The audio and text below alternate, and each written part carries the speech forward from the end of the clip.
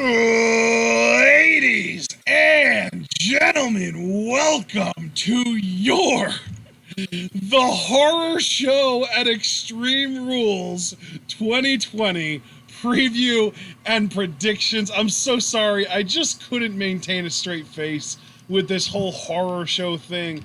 It is one of the silliest things that the WWE has done in a while, and they do silly shit all the goddamn time, so that shit speaks volumes.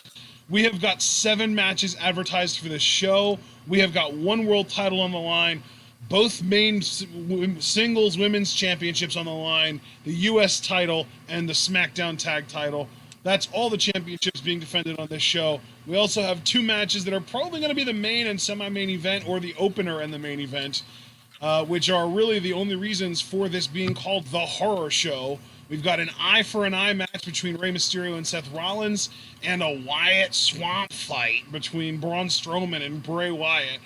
I am very apprehensive to get invested in the show because I feel like it could range anywhere from like, oh yeah, that show was better than I thought it would be. Props on WWE and props to the workers for giving it, for working their asses off. It could range anywhere from that to, what the fuck did I just watch? Can we please never do this little experiment again? So it's going to be interesting, but at the very least, if nothing else, I am fully expecting us to get two very good women's matches, one of which I expect could be all the way up to exceptional on this show. I'm very excited about those in particular, and especially the Raw one. But all that being said, you guys aren't just here for me. John, let them know how you feel, brother. I'm just going to cut right to the chase. I'm at a 7.5 out of 10 for hype. And I'd say that that's driven 90% of the way by Sasha versus Asuka, who should main event. I want to go on record as saying that should be the main event of the show. I know it won't be, but I definitely think it should. I mean, you're right. It should. It makes the most sense. It's the most hyped Raw match, which, I mean, Raw is the A brand, according to, kayfabe, even though they don't even get the most ratings anymore. But Vince always considers Raw to be the flagship, so, the most hyped match of the flagship should main event, right? Yeah, absolutely. I think the WWE Championship match is a waste of Drew. The way I'm looking at the stip matches is I'm trying to keep an open mind, and I'm hoping at best for them to be genuinely good, obviously, and at worst, something. Oh yeah, I gotcha. Yeah. That at so bad it's good territory. Right. Yeah. Yeah, Bayley, Nikki Cross should be solid, and yeah, just everything else is kind of there. But Sasha Asuka is really driving my hype for this, as well as, again, the morbid curiosity of both the swamp match and the eye for an eye match. So yeah, 7.5 out of 10. I wonder if they're both going to be cinematic matches, because obviously they're not going to have anyone extract an eye live in front of an audience. So I'm imagining they're going to find a way to do that, with fucking smoke and mirrors and a behind the scenes, a cinematic thing. Yeah, you're probably right about that. I would expect it to be. Yeah, and I think that everyone is fairly certain that the swamp match is going to be cinematic, so that's at least one of them will be. And I'm kind of thinking the eye for an eye match probably will be as well, so we'll have to wait and see. All right, well, let's get into this. Let's get into this. Our first match that we're going to be previewing here is the United States Championship match, Apollo Crews versus MVP. I don't know. This is really weird to me because Apollo hasn't been around for some reason, and MVP has been rocking the U.S. title for some reason, and it's just all, I don't know. I feel like there's probably some kind of story that I might have missed out on that I just don't know about, but it's weird. I mean, all things being equal, Apollo Crews definitely retains. It's kind of nudging me in the back of my mind that, Bobby Lashley might interfere, or hell, maybe even Cedric will turn heel and he'll help MVP win because MVP's been putting the screws to him to kind of join the faction. But you know what? I'm not going to overthink it, dude. I'm just going to play it straight. Apollo Crews retains the title. Yeah, I'm definitely there with you. I'm 100% expecting Apollo to retain, and now he can actually get the belt back, which is nice, I guess. The next match that we're going to talk about here is the New Day, Big E and Kofi Kingston versus Cesaro and Shinsuke Nakamura in a tables match for the SmackDown Tag Championships. I don't know about this one, man. I'm kind of leaning Cesaro and Nakamura, honestly. I'm torn on this one, but I think because Cesaro beat Big E to even get this step, and they're talking about how great it's going to be to put New Day through the tables. This is the challenge for the babyfaces to overcome. So I think Big E and Kofi will retain. Although, honestly, they shouldn't even still be messing with the tag titles. Do other things with these people. You can keep them together all you want. I'm not asking to break them up. But my God, like, the fact that Big E hasn't seriously pursued a singles run is a crime. And Kofi yeah, was dude, we got champion. a singles match between Big E and Cesaro on SmackDown tonight, and I just want more of that. That was really fun. Those freaky strong. Yeah, keep that energy up, for the love of God. And Kofi was WWE champion only a little while ago. It's ridiculous that he's already back to being a tag team champion. So really, I don't care about this result, because to me, New Day deserves better. And honestly, the hell have you done with Cesaro the last few years and Shinsuke? I feel like all four of these guys in different ways are being wasted, honestly. But I'm going to go with New Day to retain. Okay, yeah. You know what? Just to play it different a little bit, I'm going to actually go with Cesaro and Nakamura to win here. Okay, that's fair, man. That's fair. Next up, let's actually let me pull up what order I have in the description, because I don't remember what order I put these in. Ray versus Seth, eye for an eye. This is like, I'm just gonna come out with it because I know you we talked about this a little bit on Rocket League like yesterday, I think last night. I think that Ray's gonna win this thing. I think Ray's gonna get his revenge here. I think Seth, honestly, is going to look fucking amazing in an eye patch. I think Seth with an eye patch is a fucking amazing aesthetic, personally. So, yeah, I'm picking Ray to win. I'm picking Ray to win, too. I feel like, logically, the storyline can't end any other way. Yeah. Than Seth having a comeuppance. Really, at that point, it's just a question of whether you think that they're prepared to end the story with this match or not. I would hope so. And the thing about the match is, I don't really want to talk about the match in and of itself, which I know is weird because we're previewing this pay-per-view. I've already said, I think Ray's going to win.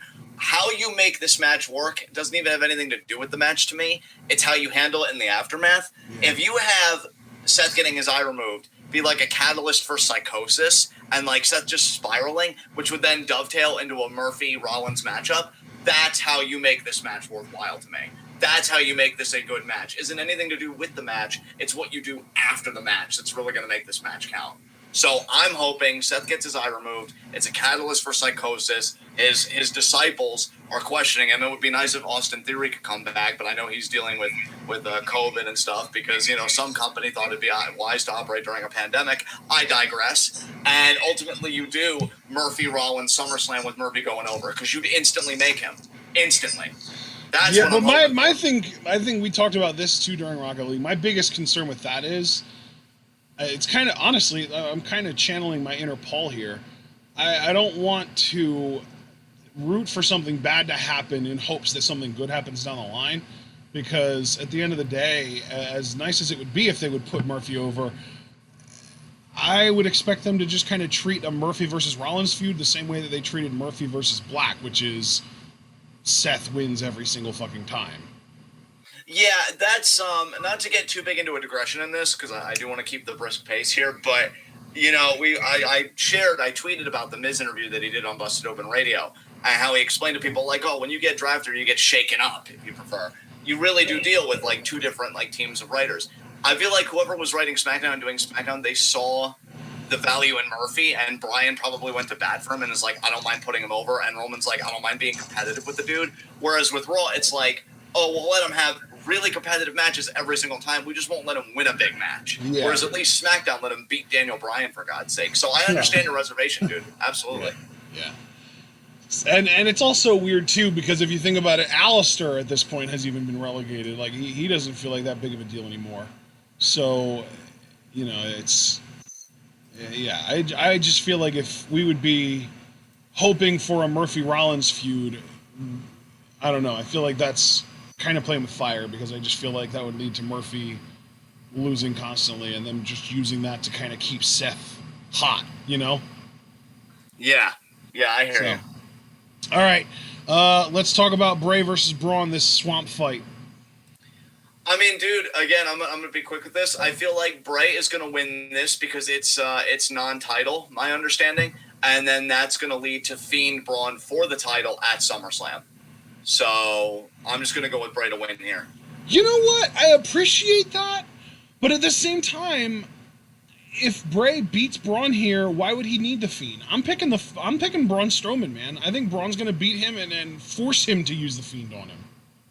That also makes sense. I just love that. Like, I'm assuming we both agree Fiend Braun is endgame for SummerSlam, right?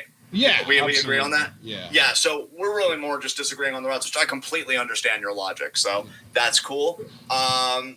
Next matchup. Let's talk about the less exciting women's championship match, Bayley versus Nikki Cross. And the thing is, it's less exciting because it's not a literal dream match. But I am still excited for this, because let's not allow ourselves to forget, Bayley had an entertaining match with Tamina. She can have an entertaining match with Tamina. Nikki Cross should be fine. You know, like, Nikki Cross is going to be just fine. Nikki Cross is going to be able to put on a great match with Bayley. I'm looking forward to this. And it's also kind of a situation to me where if this match isn't good, that is to me just like the fucking nail in the coffin for Nikki Cross. I just will basically write her off as not good at that point. I think this is going to be a really solid encounter. I think Bayley is on the run of her career right now. You know, Chris Jericho once said in an interview that the stuff he was doing in 2008, there were some nights he walked out the curtain and he just knew he was the best in the world. I think Bayley has an argument to make that she's one of the best wrestlers in the world right now, legitimately. I think her mic work's been on point. Her matches, again, when you can get a good match out of Tamina, of all people, that I think is just a testament to her. So Bayley's in the pocket right now where she's just owning everything. I think it's going to be a really solid matchup. No reason for Nikki Cross to win here. None. Obviously, endgame should be Bayley Sasha. So Bayley to retain here easily. Yeah, I do agree. I'm picking Bayley to retain as well. And then we get to the dream match. Sasha Banks challenging Asuka for the Raw Women's Championship. And again, dude, I mean, just to kind of play along with what you just said, the end game is Bayley Sasha, so Sasha has to lose here, which really at this point, Sasha putting over someone as talented as Asuka, I have no problem with. It's when Sasha puts over less talented women like fucking Lacey Evans and, you know, Dana Brooke and Tamina and shit like that pisses me off. So Sasha putting over Asuka, no problem with that. And Asuka's the Raw Women's champ. She needs to retain here, and I'm cool with it. It's all good. Pretty much copy-paste what you said. The only addition that I will make is I do expect maybe both Bayley and Kyrie to kind of get involved, but I do think Bayley is going to have involvement in this just as a kind of narrative push to dovetail the Bayley Sasha for potentially SummerSlam, because I don't know how much longer WWE can wait without a crowd. So yeah, I was even considering like Sasha wins the Raw Women's title so that we get like the power quote unquote couple, you know, the power super friends, whatever you want to call them, with Sasha and Bayley each having a world title. But I would then have Sasha drop. But that's kind of the thing that I want to avoid. But I don't know. They could maybe use it. Because, like, if you're going to do Sasha Bayley, obviously Sasha is going to be the one to turn face out of that, right? So if you're going to do Sasha Bayley, it would make sense for Sasha to have her first successful title defense, ideally, in my mind, be at WrestleMania against Bayley. That's like, holy shit. Because that would also then be, I believe, the first time Sasha would ever have beaten Bayley in a singles match. So you do that at WrestleMania, but that doesn't mean that Sasha can't win the Raw Women's title and drop it on her first defense again in this situation. Now, I'm not expecting that to happen, but I wouldn't complain if it did, because that gives them an opportunity to be like, oh, and yet again, Sasha Banks fails to retain her title. She fails to defend her title even once. Will this woman ever successfully, and they put that in people's minds again, so that when she wins the title again at like Elimination Chamber or something, then it becomes that much more of a big deal when she goes into her big defense against Bayley at WrestleMania. Right. I love that. So I would love if they would put that title on Sasha here, even if it was only to hold it for a week or a month or whatever until she would drop it right back to Asuka. But I don't expect them to. I think Asuka's going to retain, and then I think we're going to get Asuka Kyrie on Raw within the next like 2 or 3 weeks, and then I expect Kyrie to get taken out by Shayna, building up to a SummerSlam match between Asuka and Shayna. Yeah, I really like that. Sounds great to me, man. All right, so we only have one match left, and that is the WWE Championship match, which, if we didn't have the cinematic matches happening, I would fully expect to main event this show. And that is Drew McIntyre versus Dolph Ziggler, with the stipulation yet to be announced. And this is one of the reasons why we saved this for last, because Dolph has yet to pick a stipulation, and it's been said that he's not going to until the match is about to begin. So do you have any guesses as to what Dolph Ziggler's pick for the stipulation for this match is going to be? I think it might be special guest referee, potentially with... In fact, I'll go out on a limb, because I don't know what he's dealing with at present, but if he's healthy enough to do it, I'll say special guest referee with Jinder Mahal as the special guest referee. And since you're handing it to me... actually, no, I'll just keep it right there. Special guest referee, Jinder Mahal, special guest referee. Do you have any idea what the stip might be? That's interesting. I don't think... Isn't Jinder Mahal... Didn't he, like, tear a pec or something? Doesn't he have some kind of major thing that he's going... I thought he might have had an injury. I didn't know how severe it was, though. I thought you were going to say Heath Slater, special guest referee Heath Slater, but I guess he kind of... I feel like that guy got squashed when Drew and Heath, resolved their beef. Yeah. So, yeah, I don't know, though. I almost feel like because it's Dolph Ziggler, it's going to be a fucking lame duck, because that's, like, Dolph Ziggler is the living embodiment of the lame duck.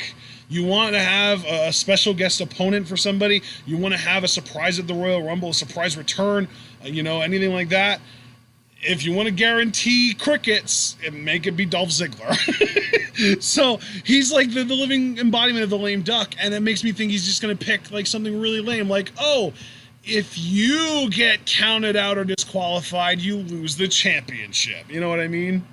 Yeah, exactly. So I'm just going to say that. I'm going to say the stipulation is if Drew gets counted out or disqualified, Dolph wins the title. That's the stip. That actually does make sense, because they've been talking about how Dolph's whole strategy is like he knows Drew and he's been trying to play with his emotions, hence Heath Slater coming out and stuff like that. So your prediction actually logically tracks, I'd say. With all that said, though, I'm going to be as succinct as I've ever been on preview predictions. One of them is Dolph Ziggler. The other beat Brock Lesnar clean at WrestleMania in 5 minutes. Drew McIntyre's winning. I'm taking the Paul route. I listened to you, Paul, the last time I did this bit, and you're like, you could have just said one is Dolph Ziggler, and that's what I'm doing. One is Dolph Ziggler, the other beat Brock in 5 minutes at WrestleMania. It's not that fucking hard. Oh, yeah, DBK with another interesting suggestion for a stip. The Claymore kick is banned. That could be interesting, too. Yeah, that could be. Drew would just win the future shock, no problem. Yeah. I think we've talked about this during Rocket League, too. He knocks the ref gets, we get a ref bump, and Drew hits a Claymore kick while the ref's down. Which, can I just be honest, though? Like, I hate that. Again, it's Dolph Ziggler. Yeah. Like, that's not necessary. Yeah. I think that's the whole card, though, man. That's everything. Any other matches that you expect to be added to this? Not that I can think of, bro. Unless the only other match I can think of, dude, honestly, Street Profits versus Andrade Garza for maybe the pre-show. Well, they might do that on the pre-show even. Which I would pick Street Profits to retain, because I think that the bigger story is tension between Garza and Andrade. Yeah. All right. Well, I suppose that's it. I feel like this is one of our shortest preview predictions ever. Yeah, that was the plan. You know how I felt about it. Up there with Dominion. Like, if you were to list all of our preview predictions that we've ever done, this has got to be like top 3 shortest, with Dominion being number 1. Yeah, absolutely. All right, tis the season for short preview and predictions with Twitwell, y'all. All right, anything you want to say before we close your band? Just thanks everybody for coming out. Please leave a like as you file out, because we got 17 people watching and only 5 likes. Let's improve that ratio a tad. And subscribe, click the bell icon for notifications so you never miss any of that sweet Twitwell goodness. Tomorrow, and he is here in attendance, we've got Twitwell Request Live, various matches, live reactions from DBK. That'll be going live at 5 p.m. Eastern Time tomorrow. And then, of course, Sunday, the show that we just got done previewing, Horror Show Extreme Rules. We'll be going live with our live reactions to that at 7 p.m. Eastern Time. So be sure to join us for both those shows. Again, most immediately, 5 p.m. tomorrow for various matches live reactions. It's TRL, Twitwell Request Live, from DBK. And then Sunday, Extreme Rules. So with that said, guys, keep staying safe out there. Keep being good to yourselves and each other. And we hope that we can just continue to make this hellscape a bit more comfortable for you all. So love you, and I'm going to hand it over to Asha to take us home. All right, ladies and gentlemen, we hope that you all enjoyed our preview predictions here.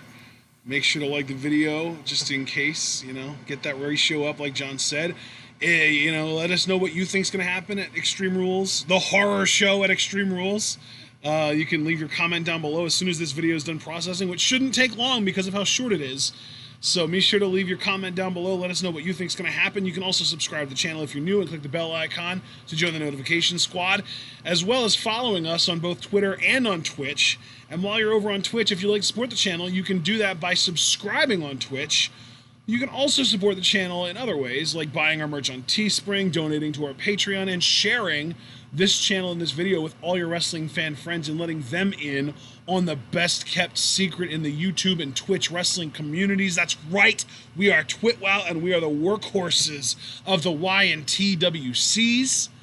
We will continue to work to earn that moniker with our continued coverage of the occasional WWE pay-per-view, as well as NXT, New Japan, and Stardom, and even less often, but also still occasionally, AEW pay-per-views.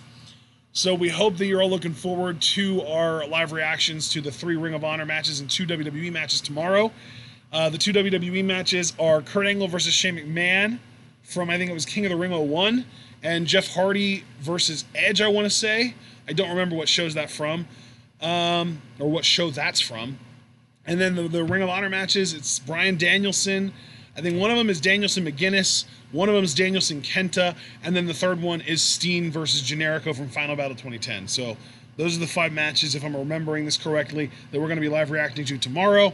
And then Sunday is the Extreme Rules horror show that we'll also be live reacting to. Wednesday, NXT live reactions, and then it also at some point this coming week, probably towards the end of the week, like Wednesday, Thursday, Friday, we will be live reacting to the Korakuen show that Stardom just did earlier today. That was at like 8 or 9 a.m. Eastern time. It was like similar time, p.m. in Japan, because they're like 13, I think, hours ahead of us or something like that. Like that's, yeah, the time zones fuck with my head. So we hope that you're looking forward to all the content that we're covering this week. And most importantly, we hope that you're all able to remember to stay tuned.